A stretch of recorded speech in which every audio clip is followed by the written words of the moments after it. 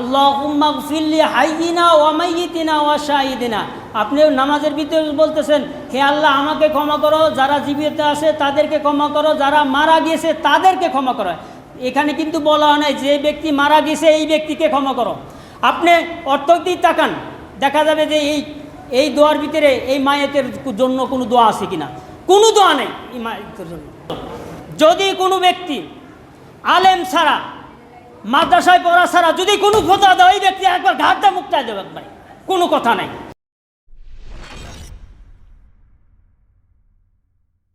জানাজার নামাজের পরে যে আমরা মোনাজাত করি, এই মোনাজাতটা কতটুক জায়েজ আছে বা না জায়েজ আছে, এটা আমাদেরকে একটা বিষয় জানার দরকার। কি বলেন? জানাজার নামাজ আমরা বলি, একদল বলে জানাজার নামাজ নামাজ, আর একদল বলে জানাজার নামাজই একটা দোয়া। এটা আমাদের ভিতরে একটা ঘুরপাক খাচ্ছে। কি বলেন? গত এই কয়েকদিন আগে রাজারবাড়ি একটা জানাজা হয়েছে, সেই জানাজায় যাই হোক একজন মৌলানা সাহেব জানাজার নামাজ পড়াইছে, কিন্তু সে নামাজ পড়ে দোয়া করে নাই। এটা নিয়ে কিন্তু বহুত কিছু হচ্ছে, হয়তো আপনারা জানেন না, জানেন না, অনেকে হয়তো জানেন, কিন্তু আমাদের জানার বিষয় আছে। কি বলেন? এখন মূলত ধরেন জানাজার নামাজ যদি দোয়া হয়, আমরা বলি জানাজার নামাজই একটা দোয়া, নামাজের ভিতরে আমরা দোয়া করে নিয়েছি, দ্বিতীয়বার আর দোয়া করার প্রয়োজন নাই। আর আমরা বলি যে না, দ্বিতীয়বার আবার দোয়া করার দরকার আছে, কারণ জানাজার নামাজ নামাজ, এটা কোনো দোয়া না। এখন জানাজার নামাজ যে নামাজ, সেটা আমাদের বিষয়ে জানা আছে না? দরকার না? কথা বলেন, কথা বলেন। সর্বপ্রথম কথা হচ্ছে, জানাজার যদি নামাজ যদি হয়, জানাজা যদি নামাজ হয় বা যদি দোয়া মনে করেন, দোয়া আপনি যে দিক আছেন, অর্থাৎ আমাদের কয়টা দিক, কয়টা? চারটা দিক, পূর্ব, পশ্চিম, উত্তর, দক্ষিণ। কথা বলেন, পূব, পশ্চিম, উত্তর, দক্ষিণ। এখন যদি আপনি যদি জানাজার নামাজ পড়েন, আমরা সাধারণত কেবলামুখী হইয়া জানাজার নামাজ পড়ি। কি বলেন? কথাটা বুঝতে পারছেন? সাধারণত আমরা কেবলামুখী হয়ে জানাজার নামাজ আদায় করি, এবং যতগুলো নামাজ আছে, শুধু জানাজার নামাজ না, যতগুলো নামাজ আছে সমস্ত নামাজই কেবলামুখী ছাড়া কোনো একজন লোক যদি নামাজ পড়ে, তার কি নামাজ হবে? জোরে বলতে হবে, তার কি নামাজ হবে? আচ্ছা, নামাজ হলো না। এখন যদি আপনি যদি মনে করেন তাহলে আমি জানাজার নামাজ দোয়া করতেছি, দোয়াই যদি করেন তাহলে কেবলামুখী হওয়া দরকার কেন? আপনি তো উত্তর দক্ষিণ আছে, এদিক দিয়ে যদি আমরা মনে করেন উত্তর দক্ষিণ মিলে যদি দোয়া করি, কি বলি, যদি উত্তর দিক হয়ে যদি আপনি যদি জানাজার নামাজ আদায় করেন, নামাজ হবে? কথা বলেন, জানাজার নামাজ হবে? হবে না। কেন? কারণ দোয়া তো যে কোনো দিক দাঁড়িয়ে করলে হবে। কথা বলেন না কেন? দোয়া তো যে কোনো দিক দাঁড়িয়ে করলে হবে। আমি কেবলামুখী ছাড়া, পশ্চিম দিক ছাড়া, উত্তর দক্ষিণ দিক দিয়ে যদি আপনার কেবলামুখী হয়ে যদি দাঁড়ায়, তাহলে সেদিকেও তো দোয়া করা যাবে, যাবে না? কথা বলেন না কেন? সেদিকে দোয়া করা যাবে। কেন তাহলে আমরা পশ্চিম দিকে কেন মুখ করে দাঁড়াবো? প্রশ্ন আসে না? দ্বিতীয়ত, যখন আপনি এই মাইয়েতের জন্য দোয়া করতেছেন, আপনি কি অর্থ জানেন? এই মাইয়েতের জন্য দোয়া করতেছেন না কার জন্য দোয়া করতেছেন? আপনাদেরকে আজকে আমি শাব্দিক অর্থ বলে দেই, খুব খেয়াল করে শোনেন, তারপরে আমি বিষয়গুলো আসতেছি আস্তে আস্তে। যখন জানাজায় আপনি দাঁড়িয়েছেন, দাঁড়ানোর পরে বা দাঁড়ানোর আগে আপনি এলাকায় একটা মাইকিং করছেন, জানাজায় টাইম দিয়েছেন 10টায়, কয়টায়? কথা বলেন, 10টায় বা 10:30 বা 11টা, যে কোনো একটা টাইম দিয়েছেন। এলাকায় মাইকিং করতেছেন যে অমুকের ছেলে অমুক, আব্দুলের ছেলে সবদুল মারা গিয়েছে, তার জানাজার নামাজ অমুক সময়, তাই বলেন না? না, তা বলেন যে তার জানাজার দোয়া অমুক সময়, এটা বলেন। কথা বলেন না কেন? বোঝেন নাই মনে হয়? বলতেছি, যখন আপনি মাইকিং করেন এলাকা ভরে, তখন কি আপনি মাইকিং করেন যে অমুকের জানাজার দোয়া অমুক সময় করা হবে, এটা বলেন না জানাজার নামাজের কথা বলেন? নামাজের কথা বলা হয় না। তাহলে নামাজের কথা বলে আপনি কেন দোয়ার কথা বলেন মাঠে এসে? এটা কি 2 নম্বরই হলো না? কথা বলেন। আমি মাইকিং করলাম যে আমার মসজিদের মাঠে বেলা 10টার সময় জানাজা হবে, জানাজার নামাজ হবে, আমি এখানে দাঁড়িয়ে আবার বলতেছি এখন দোয়া করা হবে। কি বলেন? মাইকিং করছেন কি? জানাজার নামাজের কথা মানুষ বলে মানুষ নিয়ে আসছেন আপনি, জানাজার নামাজের কথা বলে মানুষ নিয়ে আসছেন। দ্বিতীয়ত আমি দাওয়াত দেওয়ার পরে লোক আসছে, আসার পরে বলতেছেন যে দোয়া করতে হবে। তাহলে এটা কি প্রতারণা হলো না? কথা বলেন। আসলে জানাজার নামাজ দোয়া না, জানাজার নামাজ নামাজই। আমি বিষয়গুলি তুলে ধরতেছি। এই যে প্রতিবাদ করার জন্য তো এখানে বসছি। হ্যাঁ, সবচেয়ে বড় আমি বলি সবচেয়ে বড় বিদআত যে আমাদের মাঝ দিয়ে চালু হচ্ছে, এটা কেউ জানে না, যারা বাধা দিচ্ছে তারাও জানে না। এই দেখেন, জানাজার নামাজ যখন আমরা লাশ সামনে নিয়ে দাঁড়াই, এলাকার ভিতরে যত মেম্বার চেয়ারম্যান আসে, সমস্ত এলাকার লোকজন চেয়ারম্যান মেম্বার আসে না? কোনো একটা লোক জাল ফতোয়াও দেখাইতে পারবে না যে লাশ সামনে করে বয়ান করতে হবে। কথা বলেন না কেন? লাশ সামনে করে আপনি বয়ান করবেন, এটা একটা সবচেয়ে বড় বিদআত। আপনি কি জানেন? জানেন না। অথচ লাশ সামনে করে, আপনার বাপের লাশ সামনে করে, আপনার পিতার লাশ সামনে করে, দাদির লাশ সামনে করে আপনার কে আসছে? অমুক এলাকার চেয়ারম্যান আসছে, অমুক এলাকার মেম্বার আসছে, তাদের বয়ান করতে না দিলে এই বেটা, এই মেম্বার চেয়ারম্যানের দাঁড়ানোর এখন কে অধিকার দিয়েছে? এখানে একমাত্র কথা বলার এখতিয়ার আছে ওই ব্যক্তিরই, যেই ব্যক্তি কোরআন হাদিস সম্পর্কে দুটি কথা বলে ছেড়ে দিবে। এখানে দাঁড়িয়ে কোনো কথা বলার কোনো সুযোগ নাই। কথাটা বুঝতে পারছেন? এখানে দাঁড়িয়ে কথা বলার সুযোগ নাই। মুর্দাকে সামনে করে কোনো কথা বলার সুযোগ নাই। এখানে বড় বিদআত চালু হচ্ছে, এটা নিয়ে আমাদের মাথা ব্যথা নাই। কথা বলেন না কেন? বড় মাথা ব্যথা হচ্ছে জানাজার নামাজের পরে কেন দোয়া করলো, এইটাই হচ্ছে আমাদের সবচেয়ে মাথা ব্যথা। কথা বলেন না কেন? এটা নিয়ে আমরা, যেটা আদনা জিনিস, একবারে সাধারণ জিনিস, যেটা না করলেই চলে। মনে করেন আপনার পিতা বা আপনার আত্মীয় স্বজন মারা গিয়েছে, আপনি জানাজান জামাত শেষ, কি করা শেষ, সালাম ফিরেছেন, এখন যদি দোয়া করেন, এই দোয়াটা কি জায়েজ না না জায়েজ? কি বলেন? জায়েজ না জায়েজ? এতটুক নিয়ে আমাদের হলো শর্ত। আমি একটা কথা বলি, আমাদের সোনাকান্দর মাঠে আমাদের এই যে আহমদ মাস্টারের শ্বশুর, অর্থাৎ আমার বিয়ে সম্পর্কে বিয়ে হয়, আমার ভাগ্নির শ্বশুর মারা গিয়েছিল। মারা যাওয়ার পরে এই বেড়াডাঙ্গার খতিব আবু বকর সিদ্দিক, উনি নামাজ পড়াইছিলেন। হয়তো যাদের খেয়াল আছে, আমার ভালো মতো খেয়াল আছে, উনি কিন্তু একজন বড় মাপের একজন আলেম এবং আমাকে অনেক শ্রদ্ধা করে ছোটো ভাই হিসেবে, আমিও তাকে অনেক সম্মান করি। তা উনি জানাজার নামাজ শেষে দোয়া করলেন না। তখন ছিল জোহরের নামাজ। জোহর নামাজ শেষে জানাজাটা হয়। জানাটা হওয়ার পরে সে আর দোয়া করে নাই, বলছে যে জানাজার নামাজই দোয়া হয়ে গেছে, এখন আর দোয়া করা লাগবে না। তাহলে ওইখানে আমি উপস্থিত, একটা কথা বলতে হয় তার সাথে, কি বলেন? বলতে হয় না? তখন আলগোসে ওই মৌলানা সাহেবকে বললাম যে হুজুর আপনার সাথে আমার একটা কথা আছে। সে বলতেছে হ্যাঁ বলো বলো বলো। বললাম যে আপনি যে জানাজার নামাজ শেষে দোয়াটা করলেন না কেন? এইটাই নিয়ে তো আমাদের সবচেয়ে বড় একটা ফিতনা। কেন ফিতনা? এটা নিয়ে অনেক ধরনের প্রশ্ন আছে, এটা না করাই ভালো। আমি বললাম যে আপনি যে এই যে এখানে যে জানাজার নামাজটা দোয়া নামাজ পড়লেন অথচ দোয়া করলেন, এটা সবচেয়ে বড় অপরাধ করছেন আপনি। কারণ যদি মোনাজাত করতেন, এটা মহাভারত শূন্য হয়ে যেত না। কথা বলেন? যদি জানাজার নামাজের পরে যদি কেউ যদি দোয়া করতো, মহাভারত শূন্য হয়ে যেত। কথা বলেন? কথা বলেন না কেন? মহাভারত শূন্য হয়ে যেত বা খুব বড় ধরনের ক্ষতি হয়ে যেত? খুব বড় ধরনের ক্ষতি হতো না। অথচ কী হতো? আমি ওনাকে প্রশ্ন করলাম, আমি আপনাকে একটা প্রশ্ন করব, একটা প্রশ্নের উত্তর দিবেন যে আমরা এখন জানাজার নামাজ শেষে জানাজার নামাজের আগে জোহর নামাজ পড়ছি। কি নামাজ? কথা বলেন না কেন? কথা না বলতে আমি জোহরের নামাজ পড়ছি। জোহর নামাজের পরে আমার কোনো কাম কাজ নাই, আমি সুস্থ, একবার অনেক সুস্থ, আমার কোনো কাম কাজ নাই, পারিবারিক কোনো চিন্তাও নাই, আমি মসজিদে বসে আছি। মসজিদে বসে থাকা অবস্থায় জোহর থেকে নিয়ে যদি আমি আসর পর্যন্ত, খুব খেয়াল করবেন, জোহর থেকে নিয়ে যদি আমি আসর পর্যন্ত নফল ইবাদত করা যাবে? মৌলানা সাহেব কহে আমি কেন করা যাবে? এটা তো কোনো বিধান নাই যে আমি জোহর থেকে নিয়ে আসর পর্যন্ত মসজিদে বসে বসে তসবিহ টেপবো আর নফল ইবাদত করবো, এটা তো কোনো বিধান নাই।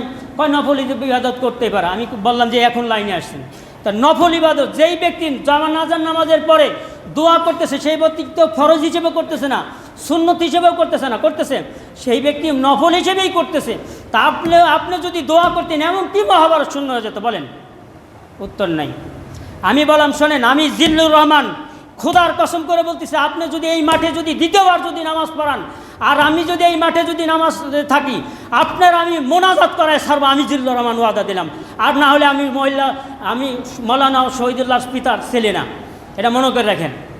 খুব বড় আলেম দেখান, অথচ ফিতনা বাজান আপনাদের মতো আলেমরা।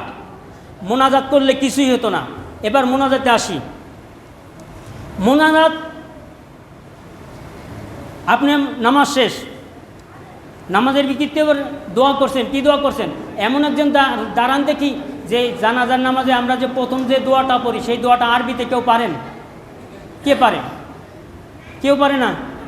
হ্যাঁ দাঁড়াও, হ্যাঁ আমাদের মজ্জেম সাহেব বলবে একটু জোরে। হ্যাঁ খুব খেয়াল করেন, হ্যাঁ কত চাও।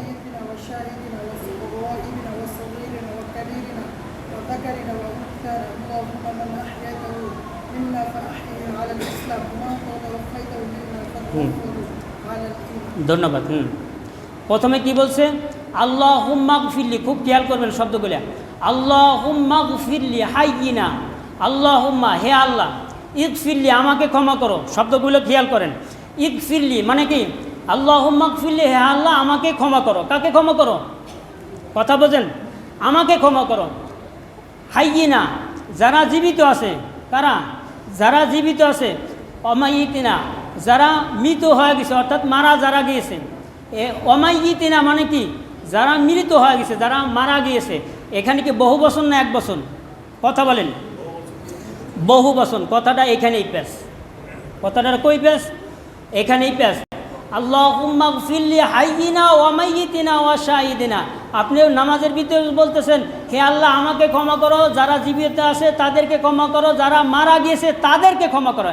এখানে কিন্তু বলা হয় নাই যে ব্যক্তি মারা গেছে এই ব্যক্তিকে ক্ষমা করো। আপনি অর্থটি তাকান, দেখা যাবে যে এই দোয়ার ভিতরে এই মায়েতের জন্য কোনো দোয়া আছে কিনা? কোনো দোয়া নেই এই মায়েতের জন্য। আমি চ্যালেঞ্জ দিয়ে বলতে পারি এই মায়েতের জন্য এই আয়াতের ভিতরে কোনো দোয়া নেই। এই আয়াতের ভিতরে কোনো দোয়া নাই বিধায় আহলে সুন্নাহ ওয়াল জামাত আলেমরা কি করে? নামাজ শেষে, জানাজার নামাজের শেষে দোয়া করে। কি তাই করে না? কথা বলেন।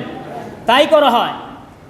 এখন কথা হচ্ছে, নামাজ শেষে যদি দোয়া যদি করাই হয়, আমি একবার আপনি নামাজের ভিতরে দোয়া করছেন, আমি মানলাম, কোনো বাধা নাই। আবার যদি আমি আল্লাহ পাক রব্বুল আলামিনের কাছে আমার পিতার জন্য, আমার মাতার জন্য, দাদির জন্য, আপনার চাচার জন্য যদি দোয়া করি, এটা কি কোনো অপরাধ? কথা বলেন, জোরে বলতে হবে। কোনো অপরাধ? কোনো অপরাধ না। আপনি একবার দোয়া করছেন, আরও 500 বার করেন, কোনো সমস্যা নেই। তবে যারা, আমি দুইটা কথা বলবো এখানে, যারা মুনাজাত করে, যারা মুনাজাত করে আর যারা করে না, যারা করে না, যারা মুনাজাত করে তাদেরকে বাধা দিতে পারবেন না। কারণ যারা মুনাজাত করে তারা কিন্তু বলে না, যারা মুনাজাত করে না তাদেরকে কিন্তু বলে না এই তোমরা মুনাজাত করে না কেন। আজ পর্যন্ত কে বলছে? কথা বলেন। কেউ কিন্তু বলে নাই। অথচ যারা মুনাজাত করে তাদের বিপক্ষে অনেক লোক লেগে আসে। কথা বলেন না কেন? অনেক লোক লেগে আসে না? তাহলে আপনি কি এই জানাজার নামাজের পরে যে দোয়ার পক্ষে থাকবেন না বিপক্ষে থাকবেন? কথা বলেন। অবশ্যই আমাদের পক্ষ থাকতে হবে, কারণ আল্লাহ রাসূল সাল্লাল্লাহু আলাইহি ওয়াসাল্লাম নিজে দোয়া করেছেন। কি করেছেন? নিজে দোয়া করেছেন। তাহলে আল্লাহ রাসূলের কথা শুনবো না আপনার মতো আমার মতো মোল্লার কথা শুনবেন? কথা বলেন। অবশ্যই আল্লাহ রাসূল সাল্লাল্লাহু আলাইহি ওয়াসাল্লামের কথা শুনতে হবে। আমি একটা হাদিস বলি। আন আবি হুরায়রা রাদিয়াল্লাহু তাআলা قال قال رسول الله صلى الله عليه وسلم। দেখি মোবাইলটা দেখি। এই হাদিসটা যদি আপনাদের সামনে পড়ি, স্পষ্টভাবে বোঝা যাবে যে আসলে জানাজার নামাজের পরে দোয়া আছে কিনা। আর সবচেয়ে বড় কথা হচ্ছে, জানাজার নামাজের পরে যদি আমরা দোয়া 100 বার না, 1 বার না, 1000 বার দোয়া করলে কোনো সমস্যা নেই। যদি আরেকটা কথা বলে যে আমরা কাফনের পরে দোয়া করলেই হবে। কাফনের পরে অর্থাৎ মাটি দেওয়ার পরে যদি দোয়া যদি করা যায়, তাহলে কাফনের আগে করা যাবে না কেন? কেন করা যাবে না?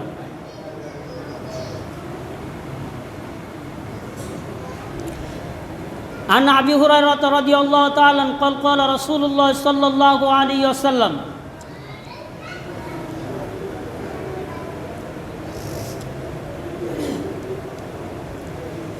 ইজা সাল্লাইতুম আলাল মাইয়িতি ফাখলিসু লাহু দুআ, রাহু আবু দাউদ ইবনে মাজাহ। ইবনে মাজাহ শরীফের অর্থাৎ আবু দাউদের একটা হাদিস আছে, রাসূল সাল্লাল্লাহু আলাইহি সাল্লাম অর্থাৎ আবু হুরায়রা, রাসূল সাল্লাল্লাহু আলাইহি ওয়াসাল্লামের যতগুলো সাহাবী আছে সমস্ত সাহাবীতে হযরত আবু হুরায়রা রাদিয়াল্লাহু তাআলা সবচেয়ে হাদিস বর্ণনা বেশি করেছেন। তার থেকে বর্ণিত আলাল মাইয়িতি ফাখলিসু লাহু দুআ, যখন তোমরা জানাজার নামাজ শেষ করবে ফাখলিসু, কি করো? ফাখলিসু, ইখলাসভাবে ওই ব্যক্তির জন্য দোয়া করো যে ব্যক্তি কী হয়েছে? মৃত্যুবরণ করেছে। এই হাদিস দ্বারা প্রমাণিত, রাসূল সাল্লাল্লাহু আলাইহি ওয়াসাল্লাম সাহাবী তিনি প্রমাণ করতেছেন যে জানাজার নামাজের পরে অবশ্যই দোয়া করা জায়েজ। তাহলে এই আবু হুরায়রা রাদিয়াল্লাহু তাআলার কথা শুনবেন না আমার মতো মানুষের কথা শুনবেন? কথা বলেন। অবশ্যই জানাজার নামাজের কথা। আর জানাজার নামাজের কথা দোয়ার পরে, নামাজের পরে যে দোয়া আছে এইটাই বাস্তব, এর ভিতরে কোনো সন্দেহ নাই। তারপরে জানাজার নামাজ এটা কোনো দোয়া না, জানাজার নামাজ নামাজ।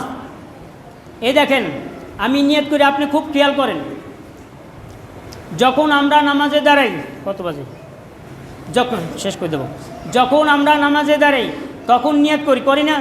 যারা আরবিতে পারি কি করি? নওয়াইতুন ওয়াদ্দিয়া লিল্লাহি তাআলা, নওয়াইতুন ওয়াদ্দিয়া লিল্লাহি তাআলা আরবা তাকবীরাতি সলাতিল জানাজাতি। সলাতিল মানে কি?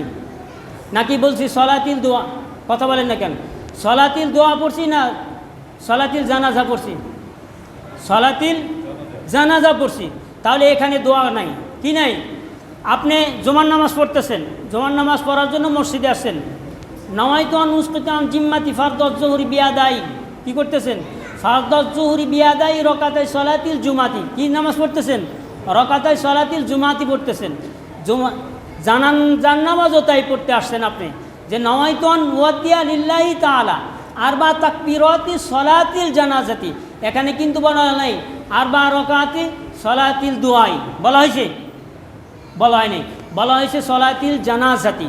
তাহলে সলাতিল, আপনি নামাজে বুঝতেছেন, নামাজের কথা বলতেছেন, আর নামাজ শেষে বলতেছেন যে না আমরা নামাজ পড়ি নিয়ে দোয়া করছি।